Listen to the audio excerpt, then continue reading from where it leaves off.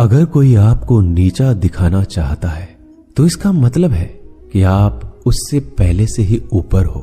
जिंदगी जीने के लिए मिली है, इससे लोग क्या सोचेंगे यह सोचने में बर्बाद मत करो।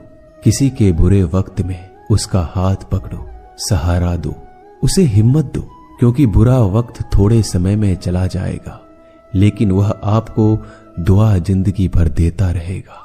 मनुष्य सुबह से शाम तक काम करके उतना नहीं थकता जितना चिंता और क्रोध के एक क्षण में थक जाता है। संबंध परमात्मा से अच्छे बना लो तो तुम्हें किसी की जरूरत नहीं पड़ेगी। तुम खुद सबकी जरूरत बन जाओगे। सलाह देने तो हजारों आते हैं, लेकिन जब साथ देने की बारी आती है तो केवल भगवान आते हैं। जीतने के बाद तो सारी दुनिया गले लगाती है, क्योंकि जो आज आपके साथ है वह कल आपके खिलाफ हो सकते हैं।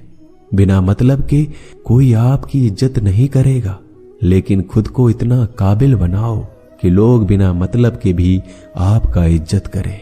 भगवान कहते हैं सोने से पहले तुम सबको माफ कर दिया करो और तुम्हारे जागने से पहले मैं तुम्हें माफ कर दूंगा। भगवान ऑक्सीजन की तरह है जिन्हें आप देख नहीं सकते, लेकिन उसके बिना आप रह भी नहीं सकते। कोई और तुम्हारी मदद नहीं कर सकता, अपनी मदद स्वयं करो। आप खुद के सबसे अच्छे मित्र हैं और सबसे बड़े दुश्मन भी। इंसान तब समझदार नहीं होता जब वह बड़ी बातें करने लगे, बल्कि समझदार तब होता है जब वो छोटी छोटी बातों को समझने लगे।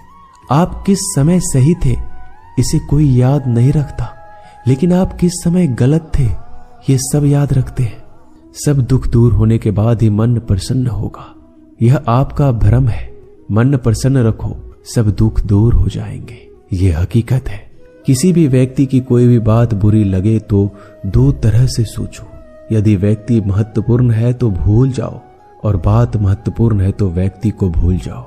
रिश्तों का संबंध सिर्फ रक्त से नहीं होता। जो मुसीबत में हाथ थाम ले उससे बड़ा कोई रिश्ता नहीं होता। भगवान कहते हैं तुम सब कुछ मुझे सौंप दो, सारा दर्द, परेशानी, और बिल्कुल हल्के होकर मुझे याद करो। धीरे धीरे तुम्हारा जीवन बदल जाएगा। हर रोज रात को सोने से पहले भगवान को अपनी पूरी दिनचर्या बता के सोएं। अगर आपके द्वारा किसी का दिल दुखा है तो मन ही मन उससे माफी मांगे। अगर आपका किसी ने दिल दुखाया है तो उसे माफ करके सारी चिंताएं भगवान को सौंप कर सो जाए। यकीन मानिए इससे आपकी जिंदगी खुशनुमा बन जाएगी। क्रोध बोला हुआ एक शब्द इतना जहरीला हो सकता है कि आपकी हजार प्यारी बातों को एक मिनट में नष्ट कर सकता है। सबको हंसाना लेकिन किसी पर भी हंसना मत। सबके दुख बांटना लेकिन किसी को दुखी मत करना। सबकी राह में दीप जलाना लेकिन किसी का दिल जलाना मत। यही जीवन की रीत है। जैसा बोओगे वैसा ही पाओगे। दुआएं और प्रार्थनाएं असंभव को भी संभव बना देती है। ईश्वर को ना हमारे तन की जरूरत है ना धन की, उसको तो बस पवित्र मन की जरूरत है। इसलिए वो हमें कुछ भी छोड़ने के लिए नहीं कहता, बस कहता है बच्चे मन से विकार छोड़ो, गंदे विचार छोड़ो। जो आने वाला है वो हमेशा गुजरे हुए कल से बेहतर होगा। यही एक सोच आपके जीवन में कभी निराशा नहीं होने देगी। झूठ कितना अजीब है, खुद बोलो तो अच्छा लगता है, दूसरे बोले तो गुस्सा आता है। खुशियां चाहे किसी के साथ भी बांट लो, पर गम हमेशा भरोसेमंद इंसान के साथ ही बांटना चाहिए। जीवन में समय चाहे जैसा हो, परिवार के साथ रहो तो सुख बढ़ जाता है, दुख हो तो बढ़ जाता है। सच्चा मित्र वही है जो उस समय में भी आपके साथ खड़ा हो जब सारी दुनिया आपके खिलाफ हो।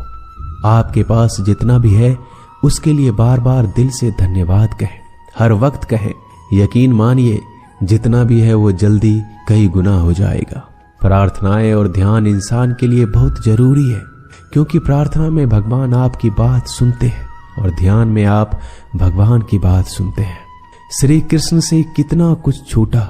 पहले माँ छूटी, फिर पिता छूटे, फिर जो नंद किशोर मिले वो भी छूटे, संग साथी छूटे, राधा भी छूटी, गोकुल छूटा, फिर मथुरा छूटा। श्री कृष्ण से जीवन भर कुछ न कुछ छूटता ही रहा। नहीं छूटा तो वो था देवत्व, मुस्कान और सकारात्मकता।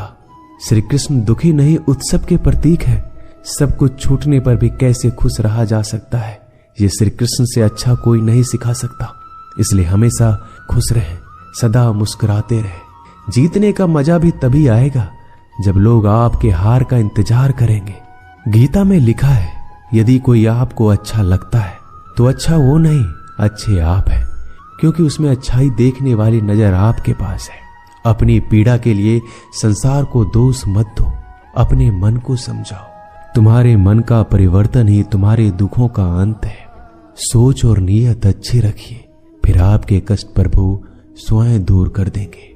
याद रखना, भगवान से कभी उम्मीद छोड़ना नहीं और दुनिया वालों से कभी उम्मीद रखना नहीं। सुख दुख एक सिक्के के दो पहलू है। जहां सुख होगा वहां दुख भी होगा, जहां दुख होगा वहां सुख भी होगा। इसलिए सुख दुख के बारे में बिना सोचे निरंतर अपने लक्ष्य को प्राप्त करने के लिए प्रयास करते रहना चाहिए। एक बात हमेशा याद रखना, किसी के सामने गिड़गिड़ाने से ना मोहब्बत मिलती है ना इज्जत। इसलिए अपने स्वाभिमान को जिंदा रखो। कोई अगर आपकी किस्मत में होगा तो आपके पास खुद ही चलकर आएगा। दूसरों को हराने का मौका मत दो, बस खुद को आगे ले जाने की जिद पालो।